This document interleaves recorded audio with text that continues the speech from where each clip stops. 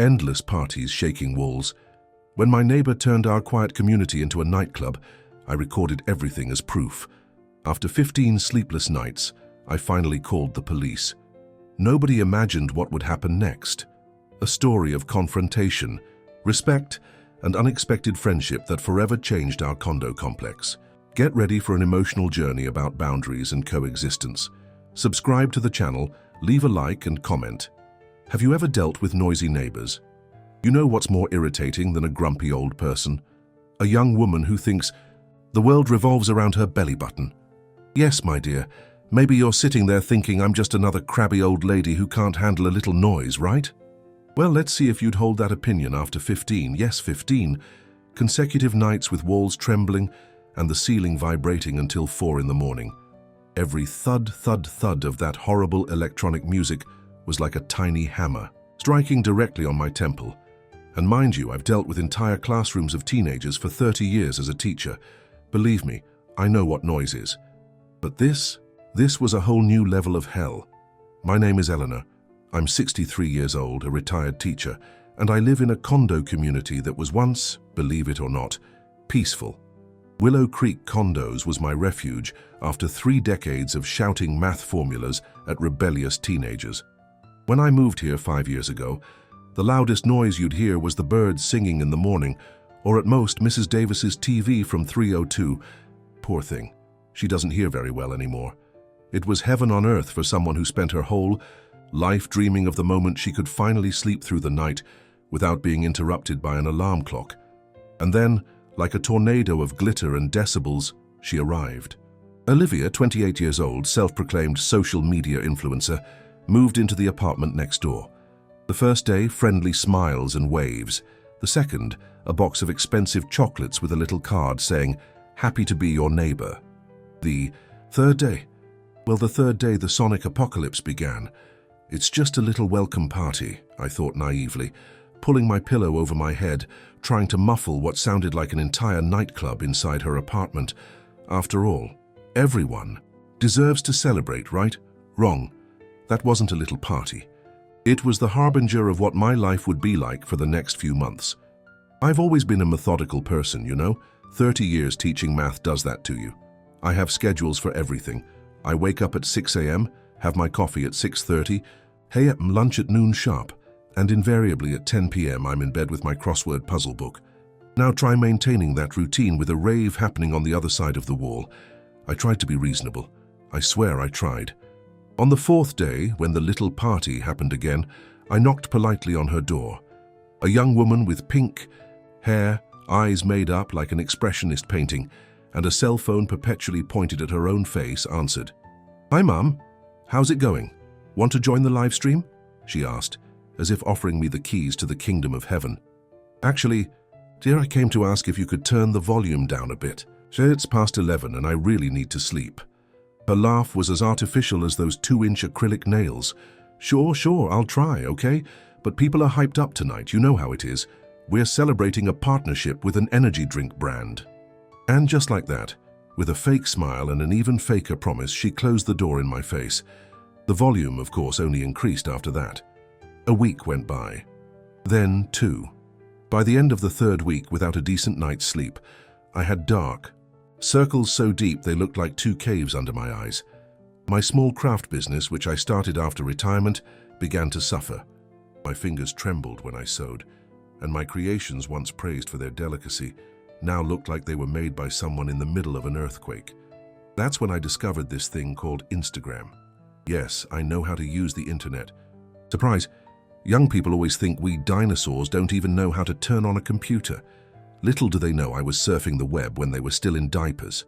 I typed her name into the search bar and, oh my God, over 500,000 followers.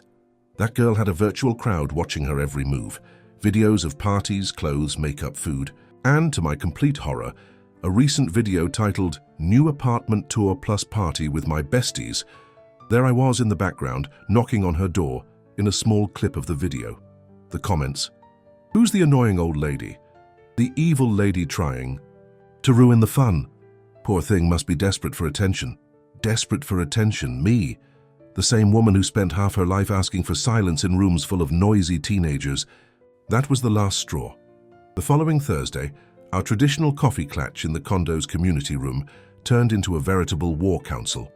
There were 6 of us, all over 60, all wearing the same exhausted expression. Does she throw? Parties during the week too? Asked Cecilia from 201, an elegant widow who always looked like she'd just stepped out of a salon. Every night there's something, replied Nancy, my downstairs neighbor. Yesterday it was some unboxing thing where she was jumping. Jumping! It sounded like she was going to fall through my ceiling any minute. Have you spoken to the condo manager? Suggested Carmen, the quietest of the group, who rarely offered her opinion. We all looked at her as if she'd suggested climbing Mount Everest in flip-flops. The manager, Mr. Arnold, was known for 2 things: his impressive collection of bow ties and his complete aversion to conflict of any kind. I already tried, I said, sighing. He told me he'd evaluate the situation. But that was 2 weeks ago. I bet he's afraid she'll expose him on her Instagram. What about the police? Asked Teresa, who was the most practical among us. Have you tried calling? I confess that despite all my indignation, I hadn't considered that option yet. I've always been the type who believes in dialogue, in peaceful problem solving. 30 years in the classroom teaches you that shouting rarely solves anything. But at that moment, with nearly a month of sleepless nights accumulated, the idea of the police sounded like music to my tired ears. That very night, armed with my cell phone and renewed determination, I waited. Like clockwork, at 11 p.m. sharp, the party started. First one song, then another, louder and louder. By 11:30 p.m. it was impossible to even hear my own thoughts. I opened the recording app on my phone and placed the device against the wall. 3 minutes of pure sonic chaos were recorded. Then I dialed the police non-emergency number. "Good evening. How can I help you?" asked a professional male voice on the other end. "Good evening. My name is Eleanor Mendez, resident of Willow Creek Condos, apartment 301. I've been dealing with excessive noise from the neighboring apartment for almost a month, and it's now past midnight. Have you tried resolving this directly with the neighbor, ma'am?" I had to take a deep breath to keep from laughing ironically. "Yes, sir, several times. I've also spoken with the condo manager with no results." "I understand. We can send a patrol car to check the situation. Could you provide the full address?" After giving all the information, I hung up the phone with a mixture of relief and guilt. I had never needed to resort to the authorities before, but honestly, after a month of auditory torture, I felt I had exhausted all other options. 40 minutes later, during which the party continued at full blast, the building's buzzer rang. From my intercom, I could see 2 uniformed police officers being greeted by the night doorman, who looked as relieved as I was to see them. I didn't need to go down.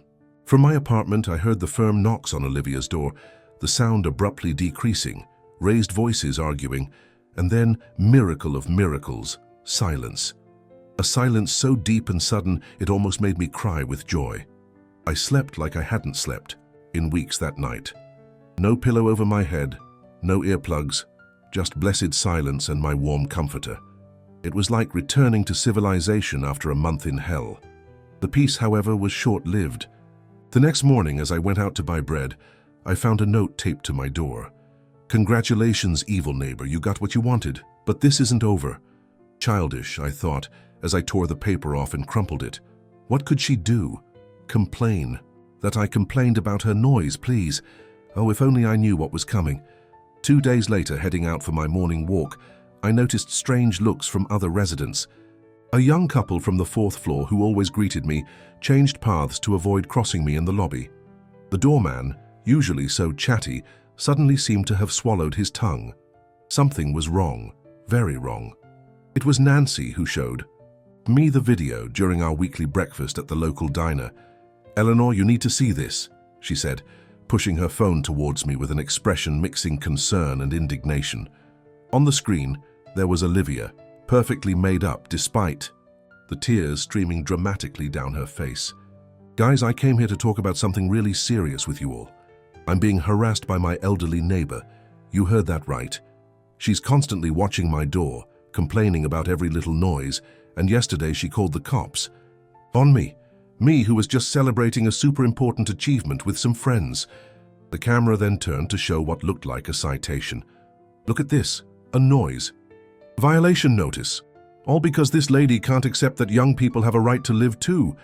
It's ageism, people. Let's make some noise in the comments to show we won't accept this kind of oppression. I was speechless, literally speechless. How dare she twist reality like that? Some friends. There were at least 30 people shouting and jumping until 4 in the morning.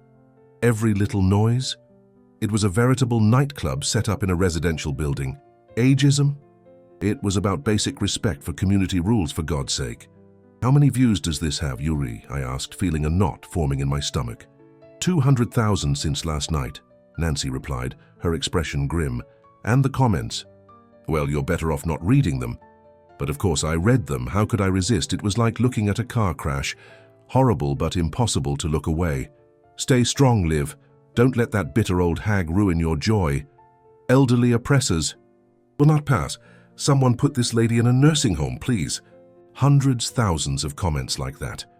In that moment, something shifted inside me.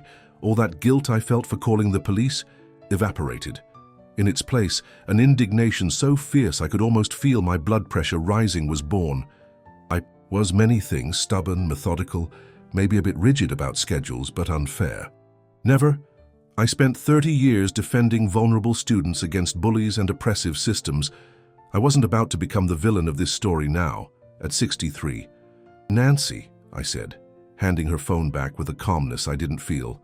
I think it's time I got better acquainted with the digital world. The next few weeks were intense, let's say. I discovered that my granddaughter Julia occasionally attended Olivia's parties. Yes, my granddaughter. The same one who always complained about how old-fashioned I was, apparently saw no problem partying with her grandmother's evil neighbor. The irony would have been comical if it weren't so frustrating. I found out in the worst way possible, making a surprise visit to her dorm room at the university. There it was on a photo board, my granddaughter hugging none other than Olivia, both holding suspicious-looking cups and smiling like they were lifelong best friends. "Grandma, it's not what it looks like," was the first thing Julia said when she saw me staring intently at the photo as if I were looking at a ghost. "Isn't it? Then explain what it is, because to me it looks like my granddaughter is consorting with the enemy." "Grandma, she's not anyone's enemy. Olivia is super nice, and she's helping me get an internship at the digital marketing agency, where she has connections." I took a deep breath, a very deep breath. "Julia, this super nice person has been turning my nights into hell for over a month. Not only that, she's now exposed me to hundreds of thousands of people as some kind of witch hunting down young people." My granddaughter at least had the decency to look embarrassed. "I saw the video. It was a bit exaggerated, but Grandma, don't you think calling the police was a little much?" "A little much? Julia, do you have any idea what it's like to try to live, work, exist without being able to sleep for weeks on end?" "But Grandma, she needs those parties. It's her job. If she doesn't post content from events, she loses sponsors. It's getting harder and harder to monetize on Instagram." That's when I had an epiphany. This whole absurd situation wasn't just about an inconsiderate young woman disturbing an elderly woman's sleep. It was about worlds colliding, the analog world governed by clear rules of coexistence versus the digital world where constant exposure was currency. For Olivia, those parties weren't just fun, they were her source of income, her way of surviving. That didn't justify her behavior, of course, but it gave me a different perspective. And as the good teacher I was, I always believed that understanding the problem was the first step to solving it. "Julia," I said after a moment of reflection, "I'll make a deal with you. I won't interfere with your relationship with Olivia. But I need you to understand that I also have the right to live in peace in my own apartment." The look of relief on my granddaughter's face almost made me laugh, as if I could forbid a 22-year-old adult from doing anything. But young people always think we have more power than we really do. "Thanks, Grandma. I promise I'll talk to her about the party volume." "No, dear, you won't say anything.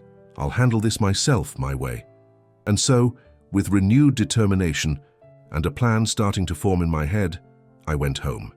If Olivia wanted a digital war she would get. But first, I needed allies. Our Thursday coffee group transformed into an impromptu crisis committee. 6 ladies between 60 and 75, all with determined expressions that would intimidate war generals. "So what's the plan?" asked Cecilia, adjusting her colorful glasses frames. "Are we going to hire a hacker to take down her profile?" "We could start a petition in the Condo complex," suggested Carmen, always the most peaceful. "Or we could just set her apartment on fire," said Teresa, with a serious expression that made us all stare at her in alarm until we realized she was joking. At least I hope she was joking. "None of that," I replied, feeling strangely energized. "We're going to use her own weapons against her. If she can expose me to thousands of people, I can also expose the truth." That's how, at 63, I created my first Instagram profile. Professor Eleanor wasn't exactly a viral username, but it would serve the purpose. My first post, the 3-minute video I recorded of her party, clearly showing the absurd noise level, with a simple caption, "This is the little noise I was called an oppressor for." It's 2 a.m. on a Tuesday, what do you think? I didn't expect much. Maybe a few likes from my coffee friends at most. What I didn't expect was that the algorithm, that mysterious entity governing the digital world, would decide my content was interesting. In 24 hours, the video had over 50,000 views. The comments started pouring in. "My God, that's not a party, it's sound torture. I would have called the police way sooner. Stay strong, Professor. Justice for influencer." Neighbors. Suddenly, I wasn't the villain of the story anymore, but some kind of unlikely hero fighting for the right to silence. Olivia's reaction wasn't long in coming. A new video appeared on her profile, this time without tears, but with an indignant expression. "Guys, you won't believe this. The neighbor has now created a profile just to defame me. This is harassment. I'm going to seek legal counsel." The digital war was declared, and surprisingly, I was winning. In the following weeks, my small profile grew exponentially. I started posting other content besides the exposés about the parties, videos showing my crafts, traditional recipes I learned from my mother, reading tips. To my surprise, there was a considerable audience interested in the life and opinions of a 63-year-old retired teacher. Olivia's parties, meanwhile, continued, but with a crucial difference. Whenever they started, I called the police. After the 3rd visit in 2 weeks, they knew exactly what it was about. After the 5th, they started issuing fines. It wasn't just a matter of disturbing the peace. It was about deliberate recurrence. It was during our traditional breakfast with Nancy that I received the most surprising news. "Did you see Olivia's new video? She's losing sponsors. Apparently some brands aren't too happy with the disturber of the peace image she's building." I felt a pang of guilt. No, it wasn't quite guilt. It was a strange kind of empathy. I knew what it was like to depend financially on something and see that source of income threatened. When I retired, the pay cut was significant, and my small craft business emerged precisely from that need to supplement my income. "Do you think I'm going too far, Nancy?" My friend looked at me with an expression that mixed surprise and reflection. "Eleanor, you're just defending your right to live in peace. It's not your fault if her business model depends on disturbing others' peace." She was right, of course, but still something didn't feel completely fair. Olivia was young, annoyingly young, true, and was trying to survive in this new digital world I was just beginning to understand. Maybe there was a solution that wasn't this trench warfare we were waging. That night, I made a decision that surprised even myself. I knocked on Olivia's door. It wasn't the middle of the night. There was no loud music. I wasn't armed with my phone for recording. It was just me, a 63-year-old woman, holding a bottle of wine and 2 glasses. When she opened the door, the look of shock on her face almost made me laugh. She was makeup-free, wearing a baggy sweatshirt, a far cry from the perfectly produced influencer who appeared in the videos. "Mrs. Eleanor, did something happen?" "Yes, something happened. I realized we're spending too much energy fighting each other when we could be finding solutions. May I come in?" She hesitated for a moment, probably wondering if I was there to poison her drink or plant a bug in her apartment, but finally stepped aside, allowing me entry. The apartment was almost identical to mine in layout, but the decor couldn't have been more different. Where mine was cozy and traditional, hers was modern and minimalist, except for a specific corner filled with LED lights and a white backdrop. Her recording corner, I imagined. "So," she began, visibly uncomfortable, "what exactly do you want?" "First, you can call me Eleanor. Mrs. Is makes me feel like I'm 90. I filled both wine glasses and handed one to her. "Second, I want to propose a truce." "A truce?" "Yes. I recently found out you're having trouble with sponsors because of this situation between us." She took a long sip of wine before answering. "Your granddaughter told you, didn't she? Julia always talks too much. She worries about you, and frankly, I'm starting to worry too." "Worry? You're trying to end my career." "No, Olivia. I'm trying to get some sleep. There's a difference." For the first time since we started this confrontation, I saw something beyond indignation or drama in her eyes. I saw genuine vulnerability. "You don't understand. These parties, these events, they're my job. If I don't show that I'm always participating in the right things, with the right people, using the right things, I lose relevance. And if I lose relevance, I lose followers. If I lose followers, I lose contracts. That's how it works. And what if there was another way? A type of content that didn't involve turning our building into a nightclub until 4 in the morning?" She laughed, but it was a humorless laugh. "Like what? Knitting videos? My audience isn't interested in that." "I don't know. Maybe traditional. American crafts. Something authentic, with history, with meaning. Something nobody else is showing." From her expression, I realized I had touched on something. A spark of interest, perhaps. "Like those bags I saw you carrying? The colorful ones with embroidery?"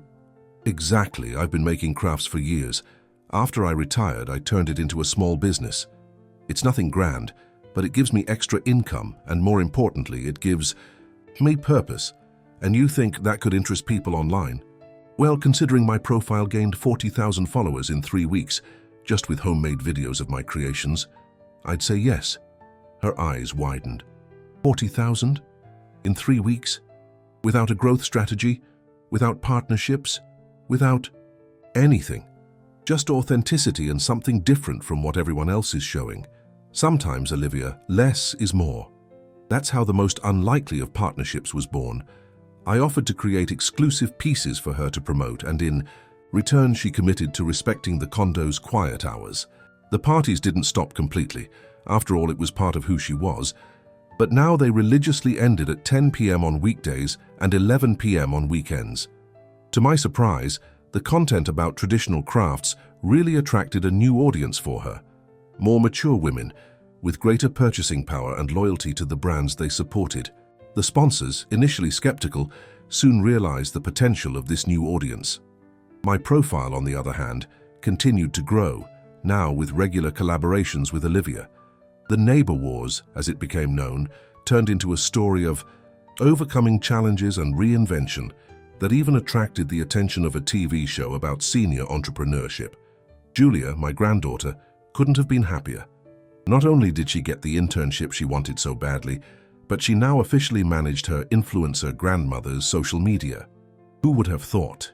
The high point of this crazy journey came 6 months after it all began, when Olivia organized a surprise birthday party for me in the Condo community room. Everyone was there. My Thursday coffee friends, the other building residents, including the condo manager, who now seemed proud to have 2 celebrities in his complex, my granddaughter and her college friends, and, of course, Olivia's most loyal followers.